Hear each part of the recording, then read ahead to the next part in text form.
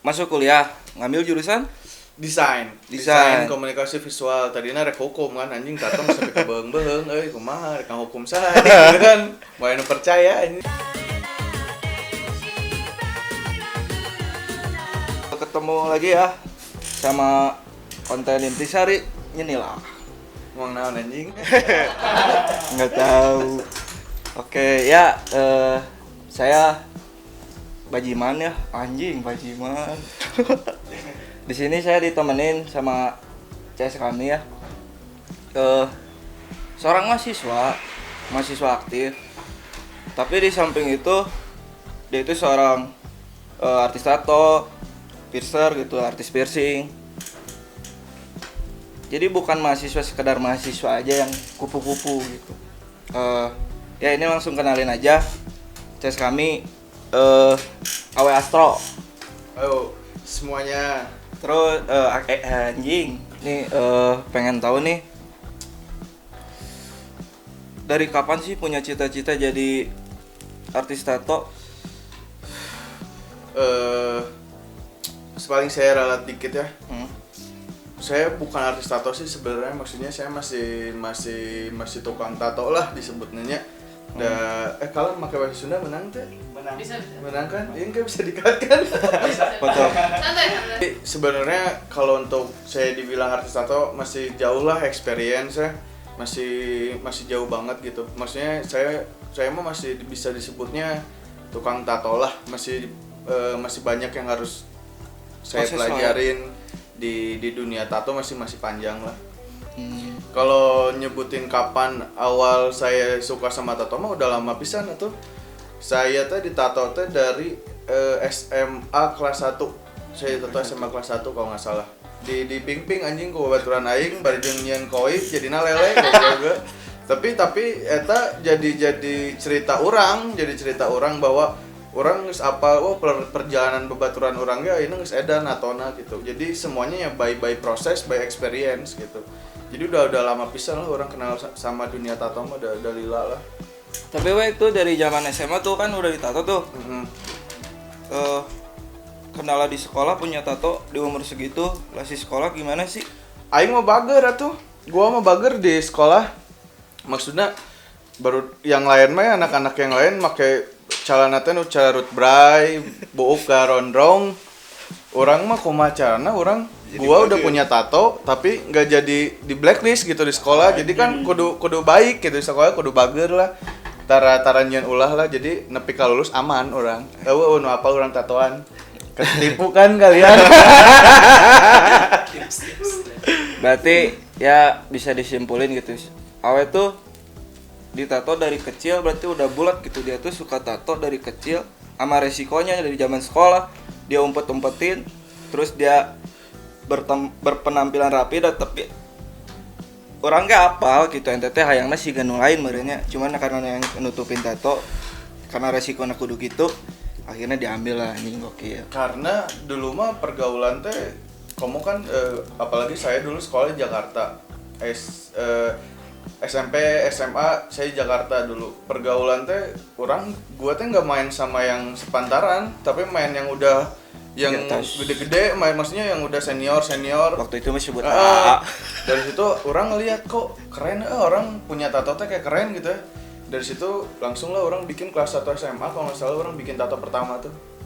Kelas 1 SMA, tapi dari situ orang mikir gini, oh gue udah tatoan nih, terus kedepannya gue harus ngapain? Nah dari situ orang pikir bahwa orang nggak bisa kalau misalkan orang jadi konsumen. Gimana caranya orang udah punya tato tapi orang bisa menghasilkan uang dari tato, bukan hanya sekedar jadi penikmat tapi ya jadi yang menghasilkan juga.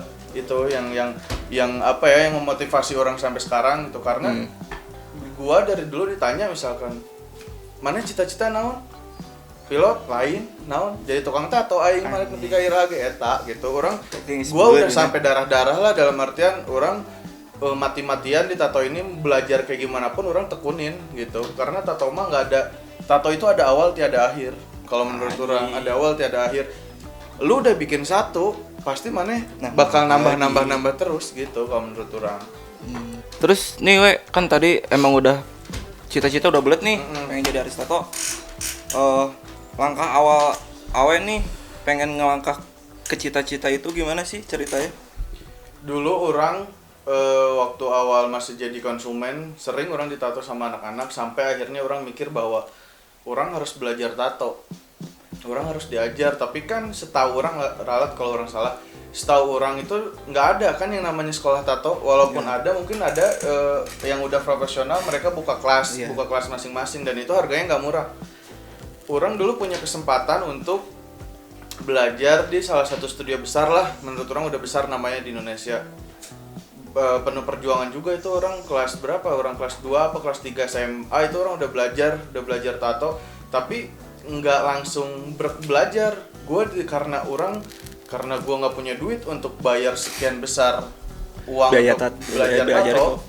Akhirnya orang menempatkan diri orang di studio itu, kayak pagi-pagi orang nyapu, ngepel, lap-lap, dan itu terus sampai akhirnya orang bilang bahwa orang yang belajar tato. Nah, dimulai dari situ perjuangannya panjang pisan sampai orang di titik ini teh. Perjuangan orang untuk belajar, masih belajar sekarang, tapi itu panjang pisan menurut orang gitu.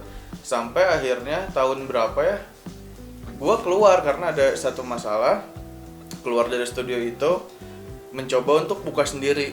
Dulu adalah sama teman orang Bandung juga, belajar bukan belajar, maksudnya joinan. Dipotong tenan we. Pertama buka pas masih sekolah atau pas sudah lulus? Udah lulus. Oh, udah lulus. Pas masih sekolah mah gue masih belajar di masih studio belajar. itu. Nah, di studio itu masih belajar. Pas lama kelamaan karena ada satu masalah, gue keluar mencoba untuk buka sendiri lah, walaupun itu joinan sama teman. Cuma akhirnya karena emang gak sevisi semisi, akhirnya bubar lah. Bubar. Habis dari situ bingung dong, anjing mau ngapain lagi aing gitu kan. Tapi aing tetap pengen di dunia tato gitu. Akhirnya rehat dulu lah sebentar. Cabutlah gua ke mana? Ke Bali. Cabut ke Bali buat ya main-main iseng-iseng sambil belajar lah. Cari ilmu lagi gitu kan. Di sana. Nggak terlalu lama lah gua di sana, 1 tahun lebih dikit lah di sana, nggak terlalu lama. Akhirnya nih yang lucu tuh gini. Di sana tuh benar-benar yang apa ya? Lu memang benar harus banyak channel tuh ya biar mempermudah ketika lu ada di suatu tempat sebenarnya. Lucunya tuh ketika di sana tuh emang benar-benar susah lah, apalagi kalau lu belum punya basic nato ya, susah. Akhirnya ditelepon malam-malam tuh, gue ditelepon sama kakak gue, ditanya, dia bilang kamu mau kuliah nggak, dia bilang gitu sama gue mikir dong, aduh, gue bilang kuliah apa enggak nih, orang bilang gitu kan. Akhirnya orang bilang yaudahlah, orang mikirin dulu lah, yang bilang gitu kan. Beberapa hari akhirnya orang memutuskan untuk balik lagi ke Bandung untuk kuliah. Nah, tahun 2015 masuklah orang kuliah, stop dunia tato, orang stop dulu. Stop belajar tatonya udah diberhenti dulu. Akhirnya masuklah akademis. Di 2015 itu orang benar-benar stop untuk nato kayak gitu. Masuk kuliah, ngambil jurusan Desain komunikasi visual. Tadinya rek hukum kan, anjing tato sampai ke beung-beung kumaha rek hukum saha gitu kan. Moal nu percaya ini. Terus ngambil desain nih. Itu tuh pilihan sendiri apa dari orang tua atau dari kakak gitu? Dulu waktu orang belajar di studio lama, orang emang sempat nanya sama yang punya studionya. Orang sebenarnya pengen kuliah tapi orang bingung nih ngambil jurusan apa, sedangkan sebenarnya orang hobi gambaran gitu. Akhirnya dia bilang, "Udah we masuk desain grafis," dia bilang kayak gitu kan sama orang. Oke. Desain grafis teh naon sih anjing, teu ngarti orang gitu kan. Akhirnya pas orang balik lagi ke Bandung ngambil kuliah, desain grafis teh meureun enggak gambarannya, bener teh sih gitu. Akhirnya udah orang masuk DKV, walaupun nepi ka ayeuna naon anjing eueuh ilmuna nu paling tangkep. Demi Allah anjing teh ya. Tapi berarti ada beberapa bagian yang nyambung dengan tato sebenarnya. Memang ada lah, kayak misalkan contohnya Nirmana gitunya. Dulu mah kan orang mikir naon anjing Nirmana teh gitunya ngalir-liar gitu, tapi pas orang terjun di dunia tato itu teh kepake bahwa mana tahu yang mana gelap, mana terang gitu kan, mana tahunya dari situ gitu kan. Ngan eta hungkul sih Nirmana hungkul nyangkut. Selama kuliah nih keinginan buat nato kan pasti masih ada terus tuh. Pengen terjun lagi, terus, pengen belajar lagi, pengen bikin lagi lah, pengen nato lagi. Nah, ceritain dong gimana nih kok saya sendiri kan kenal Awe pas udah kuliah, terus udah ada studio nih. Gak tahu nih di belakang udah punya studio gimana perjuangannya. Gini, orang teh kuliah teh 2015 udah nggak pernah nato lagi, maksudnya udah nggak pernah belajar lagi, udah hilang lah semua feel buat nato teh udah nggak ada weh. Kepikiran untuk jadi ilustrator. Anjing loh, hese cek akhirnya jadi ilustrator bener tuh sih. Asli. Hese akhirnya bikin lah, sempet juga beberapa kali bikin brand-brandan. Nya ditipu Minang, nyian baju duit nanggus terjadi pernah beberapa kali bikin brand sampai akhirnya orang mikir gini, sayang apa yang orang dulu pernah belajar kalau orang tinggalin gitu aja. Karena prosesnya pertama panjang, pengorbananna loba, katiluna nyelebar we gitu, asal manglebarkeun lah kayak gitu. Kopat orang naon kan geus bulu cita mah. Geus bulet. Terus akhirnya awal tahun 2019 kalau nggak salah, orang mikir gini, ya udah kalau memang orang nggak dikasih panggung sama orang lain, ya udah apa salahnya aing bikin panggung sendiri. Akhirnya dari situ orang bikin studio lah, bikin studio sendiri. Eta ge ngawaduk heula ka kolot, maksudna ngomongkeun bahwa semester hareup rek wisuda padahal mah tapi kayeuna gitu kan. Akhirnya orang dikasih lah modal untuk buka studio. Tapi sebelum itu perjuangannya ya berat lah, maksudnya orang tuh sebenarnya arahnya mau kemana nih? Apakah mau balik lagi ke tato atau fokus di brand, ngembangun brand? Itu kan jadi dilema untuk orang sendiri. Di brand orang banyak ditipu sama orang. Ya di samping itu ente mahasiswa aktif. Nah itu di sampingnya itu lagi, kalau belajar tato lagi dan perjuangannya panjang sampai sekarang pun memang masih belajar gitu kan. Tapi karena dari dulu udah bulat bahwa aing mah yang jadi artis tato anjing nepi ka irage gitu kan. Akhirnya bukalah studio itu, merintis sampai sekarang kayak gitu. Nah, setelah merintis sampai sekarang jalan nih. Kuliah kan masih aktif. Masih sampai sekarang. Buat ngebagi waktunya gimana sih, We? Kan kata Awe masih belajar lah, masih ngerintis. Kalau kuliah jalan. Kalau dulu mah masih fokus kuliah ya, dari 2015, 16, 17, 18 masih fokus ke kuliah. Cuma kan orang mulai fokus di studio itu 2019, awal 2019 Desember kalau nggak salah. Ngebagi waktunya ya, kalau ini kan balik lagi ke personal orang masing-masing ya, caranya pasti beda-beda. Kalau untuk orang, gimana cara ngebagi waktu antara pekerjaan sama kuliah? Menurut orang mah gampang pisan, dalam artian gini. Sebenarnya mana dulu nih yang jadi prioritas maneh? Pekerjaan manehkah atau kuliah maneh gitu kan? Kalau orang mah mengutamakan lah.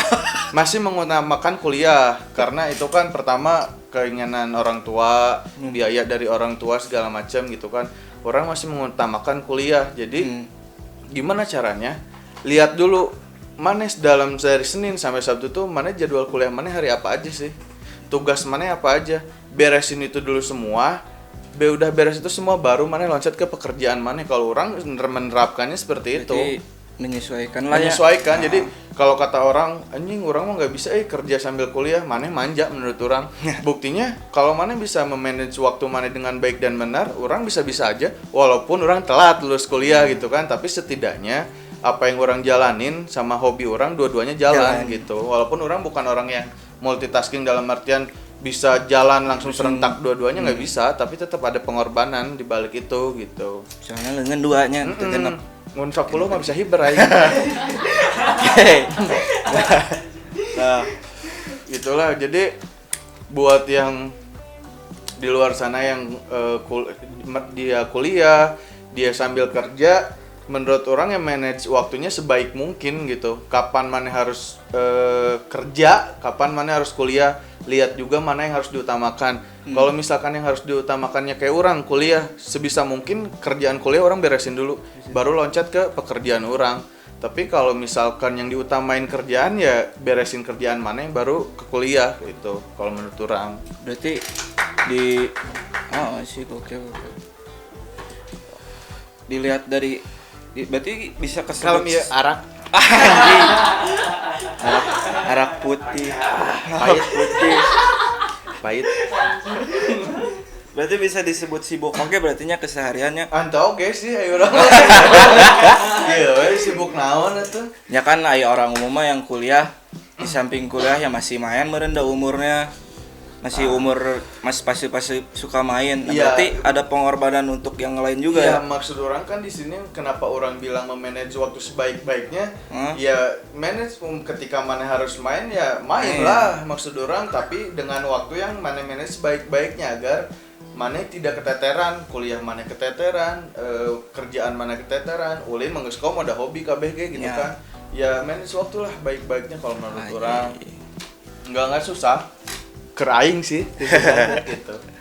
Ya bawa santai aja lah. Kalau misalkan kita kerja banyak pikiran juga nggak benar, kuliah banyak pikiran ke kernaon gitu kan. Kamu ulin kan malah berpikiran ulin mah gitu. Sedurang teh. Yang namanya usaha ya we. Ada pas naiknya, ada pas turunnya. Kalau yang pas naiknya mah ya gak usah di inilah, ya udah ini. Nggak Nah nama. pengen tahu nih kalau lagi awal lagi jatuh nih, cara ngebangunnya lagi gimana? Terus pas jatuhnya tuh gimana sih? Labuh mah keren nangtung sebenarnya Oh, namanya. oke. Oke, langsung deh. Kan ada aya oke sih nu labu jadi api-api push up. Maksudnya kumahanya. Ya benar-benar. Maksudnya gini. Kan kalau orang mah ini masih merintis ya, apalagi orang dunia jasa, dunia tato, bukan kayak misalkan orang ngebangun brand baju, semua orang udah pasti pakai baju, tapi tidak semua orang pakai tato, bener nggak? Iya. Jadi gimana caranya orang sampai sekarang pun orang masih merintis, masih memperkenalkan bahwa iya orang teh boga si Astroing iya tempat studio tato iya ke yang lain teh. Cuma memang tidak semudah itu gitu, semuanya hanya by proses lah. Kalau dibilang gimana untungnya gimana enak atau ruginya ya pasti ada lah. Kita gua aja udah jalan 2 tahun, kalau misalkan lu mau tahu 2 tahun ini teh masih gua teh masih berjalan berdarah-darah, masih belum ada untungnya lah buat gua, tapi orang mikirnya gini, orang teh selalu mengutamakan yang namanya karya, dalam artian gini. Oke lah, semua orang pasti butuh duit, bener nggak? Siapa yang nggak butuh duit? Namun Tapi tuh, mah. kalau ente mah gitu. Mah, Tapi gimana caranya kalau gue tuh bikinlah satu karya tuh yang bener-bener orang tuh ngelihat karya lu tuh anjing edan ya karya sih ya.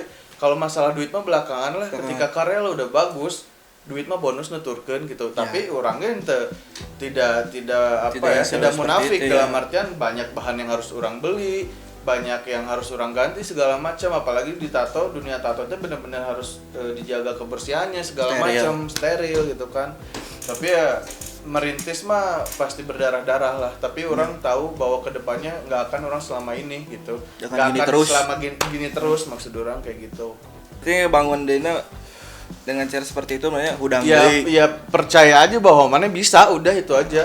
Ketika mana jatuh, ya mana jangan langsung menyerah. Ketika mana jatuh, ya mana harus berpikir bahwa apa nih yang salah dari orang, apa yang salah dari Evaluasilah. evaluasilah diri mana gitu. Jangan ketika mana jatuh, mana menyalahkan orang yang di sekitar mana nggak baik menurut orang. Apalagi menyalahkan Ya. yang bidang sedang di Nah, anjis. apalagi kalau menurut orang ketika mana jatuh, mana harus sadar diri lah. Apa yang mana perbuat selama ini, apa kesalahan mana, mana evaluasi diri, mana mulai lagi dari nol, Bangun kemarin. bangun lagi. Kegagalan mah menurut orang biasa sih, maksudnya ada dulu oke aing nyen brand ditipu sabaraha kali nyantai we aing mah gitu maksudnya teh. Tapi da moal mungkin ditipu terus mah bener teh, buktina orang ayeuna nyen baju jadi anjing bisa dipake. Kamari mah anjing teu bisa dipake gitu. Ya, Jadi intinya- ya percaya aja lah. Ketika mana yang bikin suatu usaha, mana kalau orang selalu optimis bahwa orang bisa. Udah itu aja, nggak mungkin gak ada yang bisa gitu. Ya. Lamun orang anakna saha nu boga Facebook teh ngaranna teh? Si Mun orang budakna eta mah orang geus teu kudu lieur da aing jelema beunghar bener teh. Nah, cuma karena orang sadar bahwa orang terlahir bukan dari orang kaya, gimana caranya orang bisa membangun ini perlahan gitu. Walaupun berdarah-darah. berarti aya cita-cita pembuktian ke orang tua oke. Ya, kayak gitu. Sahaya. Abi mau. Tatona anjing kuatrimbil, era geus ajar deui wae anjing ngeri di dinya euy. Iya. Ada. Jadi nih si studio kan udah jadi, Heeh, kuliah masih jalan. jalan. Kedepannya nih, kuliah mau dibawa kemana? Studio mau digimanain? Jadi mau gimana we? Kalau harapan orang masih sebenarnya orang karena orang lebih mengutamakan kuliahnya, orang pastinya yang gara-gara wisuda. Sebenarnya gue pengen cepat wisuda lah, biar nggak ada tekanan, biar dalam artian melakukan suatu pekerjaan teh orang udah nggak usah mikirin kuliah lagi gitu. Cuma ya kalau untuk studio mah tetap sampai manapun orang bakal ngebangun ini, mau orang jatuh kah, mau orang kayak gimana pun orang bakal mempertahankan ini karena ini orang tuh tiba teh yang emang boga cita-cita teh boga studio sorangan, dan ketika itu udah tercapai sekarang orang udah pasti mempertahankan walaupun itu berdarah-darah lah yang sering orang ngomong gitu kan. Ya. Tapi walaupun sampai kapanpun orang bakal mempertahankan studio ini, mau orang bilang anjing nah studio mana teu maju-maju asa kieu-kieu wae nya teu naon anjing studio aing urusan anjing maneh gitu kan, yang apal dapur mah aing lain maneh gitu. Nah, bisa tuh. Tah eta intina mah gitu. Bisa kieu. Nu dimaksud berdarah-darah teh kumaha sih we? Apakah aya masalah tato di Bandung atau di keluarga atau kumaha sih? Maksud gua berdarah-darah teh dalam artian gini, apa yang modal orang keluarin untuk membangun ini teh belum menguntungkan lah ke orang, dalam artian masih banyak pengeluaran yang dari dompet orang sendiri untuk beli bahan, untuk segala macam lah keperluan studio masih orang ngeluarin dari dompet orang sendiri, belum ngambil dari untung studio ini karena orang mikirnya komo di Bandung gitu nya, aduh susah lah untuk kita pengen dihargai dari segi karya aja susah menurut orang, apalagi aduh terap anjing apalagi dari harga gitu ya. Didinya apal sorangan lah harga tato di Bandung seperti apa, saling menjatuhkan studio A dan B seperti apa, abah tahu sendiri lah. Jadi maksud orang berdarah-darah teh ya belum banyak keuntungan yang orang hasilkan dari studio ini sebenarnya. Terus keduanya ya karena orang masih merintis ya jalannya aja lah gitu. Digaskeun. Seperti itu. Nah, Maju jadi mundur cantik. Ya, buat kawan-kawan ya hargailah tato kan. Tatoan. Untongan tato gitu ada nyieuna teh teu gampang, modal juga sampai berdarah-darah kan kata awe juga bikinnya. Belum apalagi kita posisi di Bandung nih, yang mau bertato di Bandung kan ya sama aja kayak yang natonya gitu, harus berdarah-darah dulu perjuangan. Jadi hargailah. Intinya mah gini, ketika buat teman-teman semua yang mau polosan badannya belum ditato, ketika ingin membuat tato pikirin baik-baik, jangan selonong boy lah, dalam artian orang pengen gambar ini jebret langsung ditato, tapi mana nggak mikir ke depannya teh mana mau kayak gimana, mana mau kerja apa, karena menurut orang di Indonesia itu tato teh sampai sekarang teh masih tabu gitu, masih dicap kriminal lah segala macem lah gitu. Makanya untuk teman-teman yang mau ditato pikirin baik-baik sebelum kalian nyesal ke depannya. Intinya itu. Kedua, apa ya, dunia tato teh sebenarnya luas banget gitu ya. Kita ngomonginnya yang di Bandung aja. Untuk masalah harga aja kalau menurut orang udah murah dibandingkan sama kota-kota lain. Tapi kenapa kita di sini masih berdarah-darah? Pertama, karya kita nggak dihargain. Kedua juga masalah harga masih saling banting. Ya itulah gitu, masih rancu kalau menurut orang di Bandung tuh masih rancu lah. Tadi kan kata Awe yang ngasih tahu nih buat teman-teman yang mau badannya masih bersih, pengen ditato, pikir-pikir dulu, ada bahasa gitu. Iya. Tapi teman saya nih ada pengalaman ditato ya di pinggir jalan nih misal. Pengen gambar ini, ya udah langsung aja bikin. Itu gimana? Eta mah kacrut anjing ngaranna, dalam artian gini maksudnya. Kenapa orang pikir baik-baik? Karena kan tato itu seumur hidup, bakalan maneh bawa sampai mati maksud orang. Di sisi itu juga maneh harus mikirin kesehatannya. Apakah maneh ditato murah benar-benar steril? Kumaha lamun maneh kalau kalian ditato tapi dapat bonusnya HIV kan amit-amit gitu maksud orang.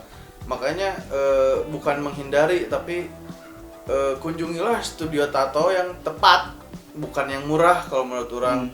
Banyak studio juga yang mereka mikirnya orientasinya ke uang, jadi kerjanya asal-asalan, SOP-nya nggak dipakai, kebersihannya nomor sekian. Sedangkan kalau menurut orang di tato itu kita bergelut kayak dokter lah, dalam artian kita bekerja dengan darah, maksudnya berhadapan langsung dengan darah lah. Nggak gitu. main-main ya nggak bisa main-main. Jadi ya kita harus bekerja sesuai SOP, kesehatan harus diutamakan. Apakah beres ditato di sini dia kulitnya borok apa kayak gimana, kan siapa yang mau tanggung jawab kan kalau kayak gitu. Makanya kalau untuk di pinggir jalan sih sebenarnya saya menyayangkan, dalam artian menyayangkan kita aja yang istilahnya punya home studio masih suka ada debu lah atau kotor lah sedikit. Bisa ngebayangin kan sekarang kalau misalkan kalian ditato di pinggir jalan gitu, misalkan mana tato di jalan, nya debu, nya naon, otomatis itu udah nggak steril menurut orang gitu. Nah berarti we, yang di pinggir jalan itu disebutnya apa we?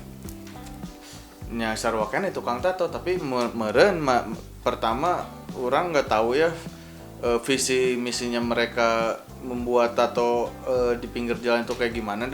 Orang juga bodo amat, dalam artian bukan bodo amat, karena harusnya yang mengatur itu tuh ada suatu organisasi yang harusnya ngatur itu gitu.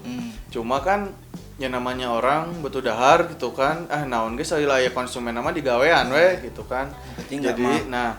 Jadi di sini saya sebenarnya pengen ngasih tahu untuk konsumen. Pertama yang tadi saya bilang, sebelum ditato harus dipikirin. Kedua, lihat siapa nih yang natonya, lihat portofolionya, jangan sampai kalian habis ditato nyesel gimana cara ngapusnya. Terus yang ketiga, pikirin juga sterilnya kayak gimana. Oh, studio ini steril nggak? Kalau misalkan di pinggir jalan steril nggak gitu kan? Jangan sampai ada menyesal lah gitu. Kalau misalkan masalah harga mah, menurut orang Bandung tuh udah murah, dengan orang punya minimum price 450.000 aja menurut orang udah murah gitu. Sedangkan kalau di luaran sana tato-teh mahal karena ya memang dibanding kota-kota lain. Ya, karena memang dari segi pengerjaan pun sulit menurut orang, segi pengerjaan sulit, alat-alat pun mahal gitu kan. Kayak gitu. Kalau menurut orang gini, mau studio itu bentuknya home studio atau kos-kosan ataupun studio benar-benar studio, yang penting kita menjaga SOP, dalam artian lu mau nato di kos-kosan nih, yang penting yang lu jaga tuh SOP tetap berjalan. Kalau menurut orang mau tempatnya kayak gimana pun ya, karena kita di bidang jasa, di bidang tato yang berhubungan langsung sama darah, kita harus mengutamakan kebersihan. Mau lu nato di kos-kosan juga nggak ada masalah menurut gua, tapi lu harus mengutamakan kebersihan. Itu aja, harus mengutamakan kebersihan yang penting. Nah, gitu. Tadi kan SOP tato tuh apa aja sih? Kalau dijabarin satu-satu udah pasti panjang. Intinya yang umum deh. Biar teman-teman gitu. Kenapa gua kalau nato pakai sarung tangan? Bukan buat gaya-gayaan. Terus kenapa gua nato selalu pakai masker? Bukan juga buat gaya-gayaan. Contohnya gini, ketika ada konsumen datang, kita kan nggak mungkin nanya, lu punya penyakit apa? Kita nggak mungkin bisa nanya gitu dong ke konsumen, untuk menjaga, untuk naon anjing ngaranna teh? Bukan ya, pertama menjaga privasi, keduanya agar kita tidak tertular. Ya kita naon anjing ngaranna teh? Jadi mencegah. Kita mencegah agar tidak tertular, ya kita pakai sarung tangan, pakai masker. Nah, itu yang menurut orang sangat penting. Sekarang kalau misalkan ada yang nato nggak pakai sarung tangan, itu menurut orang udah sangat fatal menurut orang. Karena kita nggak tahu konsumen ini tuh punya penyakit apa gitu, dan kita juga nggak mungkin nanya lu punya penyakit apa, nggak mungkin gitu. Oh gitu kan kesinggung juga takutnya. Jadi untuk mengatasinya ya kita pakai sarung tangan, kita pakai masker itu sangat penting kalau menurut orang gitu. Kayak gitu. Jarum baru ya sekali pakai. Enggak, gua mah di sini pakai jarum linggis. Anjing. Pakai linggis. Sedih sawak sakedeungnya. Karena kebanyakan konsumen tuh yang gue denger gini, bang kok mahal sih, kan gambarnya cuma gini-gini doang. Bang kok mahal sih, kan ukurannya gini-gini. Bang kok mahal. Menurut orang gini, lu membayar itu bukan untuk karya, karena menurut orang karya itu nggak ada harganya. Mau kayak gimana pun karya itu nggak bisa terpatok. Lu membayar itu untuk jasanya. ini orang bisa nato nih, gua mau ditato sama dia, yang lu bayar bukan hasilnya, tapi jasanya yang lu bayar. Karena kalau lu ngebayar hasilnya, karyanya, sampai manapun karya nggak akan ada berapapun itu nggak akan ada patokannya kalau menurut orang gitu. Kalau ngebayarin karya kan bisa aja, udah aja kan nggak ada patokan, udah kasih aja. Iya. Segini 100 juta. Tidak ada patokannya Bisa. menurut orang. Kalau ya itu dia yang orang bilang, mana membayar suatu hasil kerja keras seseorang, ya lu mana membayar jasanya, bukan membayar Hasilnya. itunya gitu. Kayak gitu banyak kok di luar sana yang ibaratnya udah minta harga murah atau pengen bagus, kan goblok anjing gitu kan. Biar lebih jelas lagi ya, biar teman-teman tahu gitu. Apa sih bedanya tukang tato sama artis tato? Ini mah yang saya tahu aja ya. Ya. Kalau salah silakan ralat lah. Setahu saya dulu waktu saya belajar tuh gini, bedanya artis tato sama tukang tato gini. Misalkan lu mau ditato nih, lu punya gambar A, datang ke gua tukang tato, gua pengen digambar A, gas, langsung digas, nggak ada masalah konsultasi, penempatan segala macam tuh nggak ada. Tapi kalau artis tato tuh sangat dipikirkan, dalam artian lu datang bawa gambar, gua pengen ditato ini, itu pasti ada konsultasi kenapa lu pengen digambar itu, terus penempatannya juga yang bagusnya di mana, terus meaningnya gambar ini tuh apa sih buat lu. Nah, terus gue juga sebagai, misalkan kalau posisi gue sebagai artis tato juga, gue lihat karakter lu tuh seperti apa sih. Kalau lu pengen digambar kayak gini tuh cocok gak sama karakter lu. Contoh misalkan lu nih orangnya males banget, pokoknya malesnya orang males lah gitu. Tiba-tiba lu datang bawa gambar kura-kura, terus lu bilang gue pengen digambar kura-kura nih.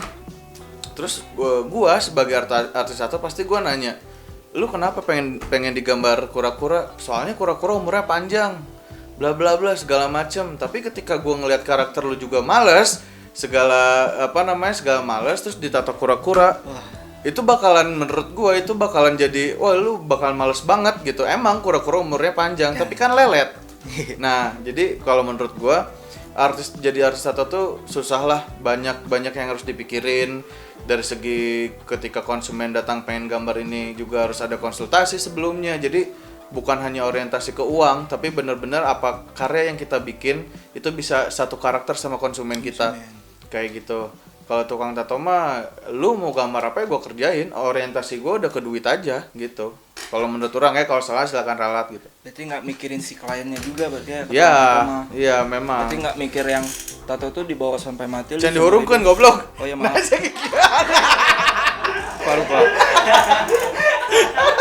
Gua juga ibaratnya masih banyak perlu yang harus belajar. Masih jauh lah, masih banyak yang harus gue belajar lah gitu. Kenapa gue nggak mau dibilang artis tato ya? Karena ilmu gue belum banyak, belum seprofesional senior gue yang dulu. Maksudnya gue sekarang masih bisa dibilang tukang tato, tapi yang menuju ke artis tato gitu. Jangan yang cuma hanya orientasi duit. Lo mau gambar A jadi A sama gue mah bodo amat. Lo mau digambar Puya di Tarang juga jadi masalah gitu. Ya sih, berarti saya tangkap gitu ya, bedanya tukang tato sama artis tuh memikirkan si kliennya gitu. Apakah gambar itu gambarnya desain sama dia gitu. Apakah dari segi gambar nih filosofinya apa? Di samping filosofi juga ternyata ada energi gue ya. Kayak tadi kura-kura, orangnya pemalis ya tambah. Daun lah jadi tambah ini aja. Gue tuh selalu percaya bahwa apa yang gambar ditempel di tubuh lu itu mengeluarkan energi. Kalau orang percayanya sampai sekarang kayak gitu. Contohnya gini, lu teh orangnya garung pisan, edan pisan lah, berandalan gitu ya. Ditato misalkan tengkorak teh yang udah mas seram gitu kan. Udah seram, ngeri gitu kan. Itu teh menurut orang dia bakal ngeluarin energi. Mungkin lu bakal tambah garung gitu kelihatannya. Berandalan lu. Tapi berandalan lu. Ingat ya, buat ditato tuh bukan buat tujuannya bukan jadi ingin jadi jago ya nggak boleh. Jauh. Jangan nggak boleh gelut mah tato mah pengaruh gitu. Buat terakhir bagi-bagi ini bagi dong. Duit, bagi-bagi hadiah nggak ada. Nyai nggak hayang bagi-bagi tips and trick lah buat temen-temen di luar sana yang bukan masih ya, pengen gitu kuliah tapi pengen sambil usaha, gimana sih? Yang penting mah yang modal lah gitu. Kumahannya gini lah. Kalau kita nggak usah ngomongin orang lain ya, gue ngomongin gue sendiri lah. Kenapa tiba-tiba saat kuliah gue pengen punya usaha sendiri? Karena orang mikirnya gini, kalau bukan sekarang kapan lagi? Apalagi gue di dunia tato, dalam artian tato tuh belajarnya panjang, nggak bisa, bukan ilmu pasti lah. Yang ibaratnya 1 tambah 1 udah pasti 2, tapi tato bukan semudah itu. Perjalanannya, pembelajarannya pasti panjang. Makanya kenapa orang mikir, kenapa orang nggak dari sekarang aja sambil kuliah, sambil belajar tato. Itu kan maksudnya lebih baik, dalam artian ketika maneh lulus pun nggak akan bingung maneh harus ngapain lagi, ya mana tinggal nerusin usaha maneh aja. Udah gitu. curi star lah Ya di apa namanya, di luar kita ngomongin modal, karena apapun itu harus pakai modal. Tapi gini, gue manusia yang punya egois, dalam artian gue juga pengen lah punya idealisme. Tapi kan kalau gue nggak punya modal untuk mengeluarkan idealis gue, otomatis gue tiap bulan masuk rumah sakit anjing, kena mah. Jadi ya buang dulu lah idealis kalian, buang dulu. Sekarang mah kayak gue misalkannya sebenarnya tato orang teh lebih menjurus ke tradisional. Tapi kan dari segi apa ya? Dari segi apalagi kita di Bandung yang minat yang minat pun kurang, terus konsumen juga datangnya dengan gambar yang macam-macam. Masa iya kita tolak sih? Ya sekarang mah omnivora dulu aja lah, kita makan dulu aja segalanya gitu. Jadi biar nggak kena mah gitu. Tapi untuk kedepannya gue pengen jadinya ibaratnya dokter spesialis lah. Misalkan lu sakit gigi masa ke dokter jantung kan nggak mungkin gitu kan. Jantung, lu pengen lu pengen ditato tradisional ke siapa nih? Oh mungkin ntar ada si Awe, atau misalkan ada siapa gitu kan. Tapi kalau sekarang mah gue omnivora lah, pemakan segalanya sekarang mah gue, karena udah takut mah gitu. Kalau menurut orang di samping harus modal yang dikeluarkan, tekad harus bulat, siap rugi, udah pastilah harus siap rugi. Untungnya mah nggak usah diomongin lah gitu. Ya kalau untuk yang lainnya pikirin matang-matang lah, karena sebenarnya kerja sambil kuliah itu bukan hal yang mudah menurut orang. Gitu. Ini bagi waktu keras. Nah, ini buat teman-teman nih, buat yang teman-teman yang pengen ditato, pengen di piercing, terus pengen ke astroing, lewat mana nih? Lewat jalan. lewat angkasa nggak bisa. Iya tahu. Tong ditato lah, haram. Yang kan yang pengen. Buat yang mau ditato bisa langsung datang ke Astroing, ke studio kita. Terus yang di piercing juga kita bisa piercing di sini. Masalah harga cincai lah, ada apal kami ge kumaha, penting mah gaya we. Bisa datang. Terus follow juga, jangan lupa follow juga Instagramnya Astroing. Terus kalau untuk piercing di situ ada Astro Piercing juga, silahkan di follow. Terus kalau mau tato silahkan datang langsung. Nah terus itu tuh baju yang dipakai itu apa we? Rahasia we, iya mah engkewe mah di balik layar lah. Tahu ada yang pengen. Ini baju dari Astro &